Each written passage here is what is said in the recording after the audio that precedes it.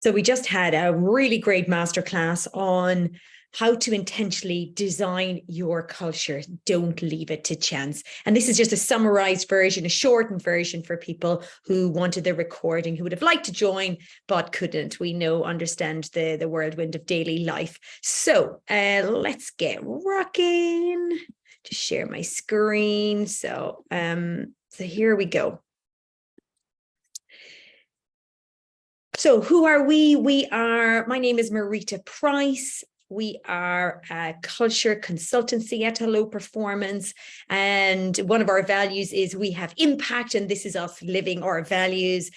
Bailey of Bristol, one of our clients, is them receiving an award for their values that we designed and also brought to life in their company. We have Brendan at Violays, and we have James at DAC Beechcroft, where we did different parts of culture design and embedding the culture at their companies, and this is their confirmation of the impact that we've had. So really lovely to see us having the impact we want to have. So we did a LinkedIn poll this week on how important do you think it is to consciously curate the company culture, and as you can see, overwhelmingly it says yes, it is critical. So 95% said yes, it's critical, and maybe you were part of the voting in that. My favorite quote is, there's always a culture, you end up with one, whatever you do. So you can either choose to shape it, influence it, or take your chances. So we strongly recommend don't take your chances, to actually influence it, shape it, curate it, design it, and have it going in the direction you want it to go in. So we talk about the analogy with the garden. So you can have a wild garden right through to a very formal English style garden, and it's you decide how formal it is, what it's like. But if you want a certain type of garden, you have to lay it out, make sure the soil is good, decide what plants you want. You have to regularly weed it. So it's like taking out the behaviors you don't want to see. The soil, I would see like the foundations of the culture, like the purpose and the values and the behaviors. So that's quite a nice analogy. So deciding what kind of garden you want. So this is our 5-step journey to a great culture. We talk about gathering intel about the culture. What's the state of the culture today? Then the next stage is designing the culture, which we're going to look at a little bit more today. And that's really bringing clarity to the culture. What are the fundamentals and the basis around the culture, so everybody has real clarity about the culture. Activating is then bringing that culture to life through communication, onboarding and reboarding. Embedding is getting it into the DNA and making sure that it continually improves and gets better and better as it matures, like a red wine. And we have our culture operating system for doing that embedding, and then measuring it to ensure that it's having the impact, that there's accountability and continuous improvement. So there are a 5-step process to a great culture. So common culture barriers. So I asked the attendees of the masterclass, so what are the common culture barriers? Why don't leaders work on culture more often? Why don't they take it to the top of their agenda? And often there's these barriers because it feels it takes too much time. It might be it's too complex. How do I go about it? I don't even know where to start. We are really good already. We've ticked it off. We did that in 2019, that it was a project. It's an ongoing, culture is an ongoing process. We can't measure it. Yes, you can measure your culture, but when you can't measure it, it's hard then to see the improvement, and it's hard then to have also accountability. So getting some measurement in place.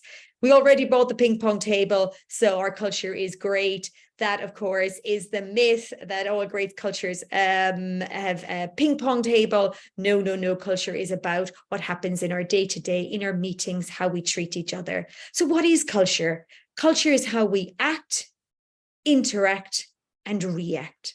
And that is around our everyday. When people say it's what we do around here, it's how we behave and how we treat each other. It's how we act, interact, and react. So designing a culture, now we're on to designing, is like a house. Getting the design right is critical. Otherwise, that house will collapse. And it's the same with culture. You need to get the design right so that it is built in the right way and has a strong fundamentals in place, and that it will survive and grow with the company. Also, sometimes it's let organically form because when the company's smaller, because everyone's close to that epicenter and that energy of where the culture comes from, those founders. But as the company grows, the further you get away from that epicenter, the further you get away from that influence of what the culture should be. So designing your culture. So let's get back to our house analogy, designing the culture. So first of all, we have to get those fundamentals in place. So purpose, the why do we exist, having an inspiring purpose, bringing people on that journey of having meaning and purpose to their daily life. And that is something beyond just making money. It's something that is inspiring. Values, what do we value? That's the what of the company. What's important to us around here? And different companies have different values. And we would say, don't stay away from using just words and make it into action. So that is like, so we have my words have gone for me. Let me pause this so that I don't distract you. One moment. So like R1, we bring value is a really important one to us. We have impact.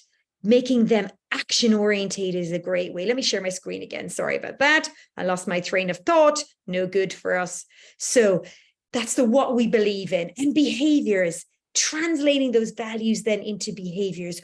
What do we reward and what do we punish? What do we do around here and what do we not do around here? That brings real clarity to the culture. It's what ensures that there is a clear direction of how we live that culture, because different words can have different meanings to people. So honesty or we have impact can have different meaning to one person to the next. So having clarity about what we do and what we don't do, or what behaviors we reward, what we punish, brings real clarity to everyone. The next then is have the emotional side of the culture, or ensuring that there's rituals in place that celebrate the people, the culture, the work. They're the habits and the unique things that we do around here that bring us alive and celebrate that people, culture, and work. Feedback. How do we help each other grow and learn? That needs to be that if you have that peer-to-peer feedback in place, it really ensures that there is a real dynamic and fast growing culture, because everybody's getting feedback from everyone else to ensure that we're growing in the right direction. Growing and learning in the right direction. Psychological safety. So how do we encourage everyone to speak up? How do we promote that participation and candor? Can we have those candid conversations? Do we feel safe to raise the elephant in the room? Do we feel safe to have those candid conversations? Psychological safety and having that is critical for your house. That's like your security in your house. You don't build a house and have no door in it. You need that security in place, that people feel safe to have those candid conversations. So with great cultures, these are commonalities that we see throughout the great cultures that must be in place to really raise the bar with culture. And then there's the more functional type of the culture is meetings. How do we meet and convene? Walking into a meeting in a company and observing is the easiest way to pick up what type of culture exists in that company today. How are people interacting? How are they solving problems? How are they dealing with mistakes? Who's speaking first? Who's making the decisions? How efficient are the meetings? It gives you a really fast sense of what a culture is like. So have a look around today in one of your meetings and see what type of culture exists in your company. Decision making, how is authority distributed? What methods do we use to make decisions? So having clarity about how decisions are made around here helps underpin that culture on how you want authority to be distributed. Employees don't want to be empowered, they need authority. Accountability. So how do we measure culture in our company? Do we have culture as a KPI? How do we ensure we are continuously improving? Who is accountable to improve those numbers? And norms and rules, how do we clarify those expected behaviors without hindering autonomy? How do we ensure that the rules we're putting in place are not working against the culture that we have? So that is the fundamentals of designing a culture, and each of those needs to be worked on through with the leadership team, or a cross-functional team, even better, on working out what you need in place to create a great culture in your company.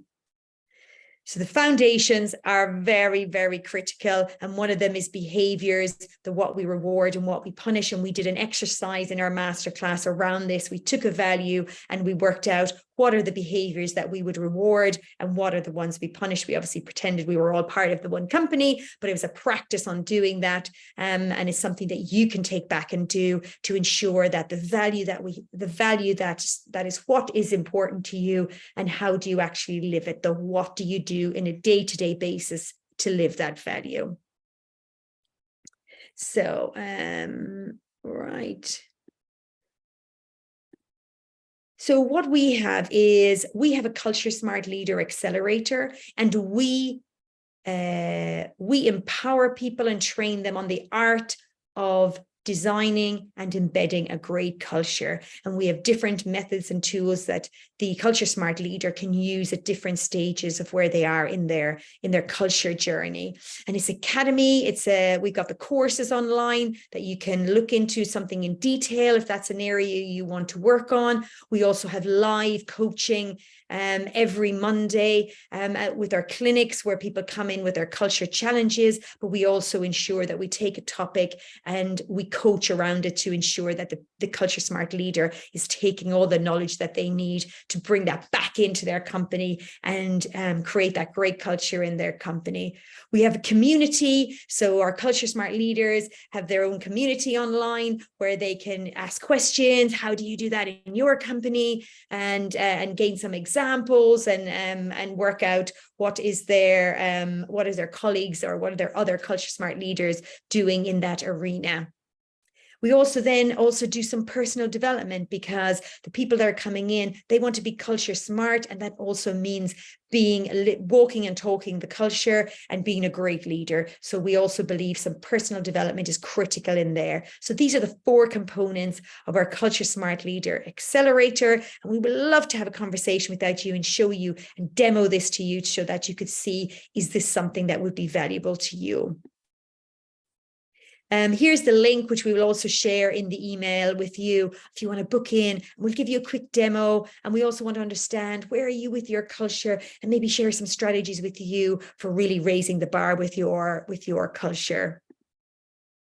And then we asked them all for a gem and a pledge. What was the gem that they took away? I'd like to know from you, what is your gem that you took away from this? And what is your pledge now going forward from the designing the culture that you are going to do next for your culture in your company?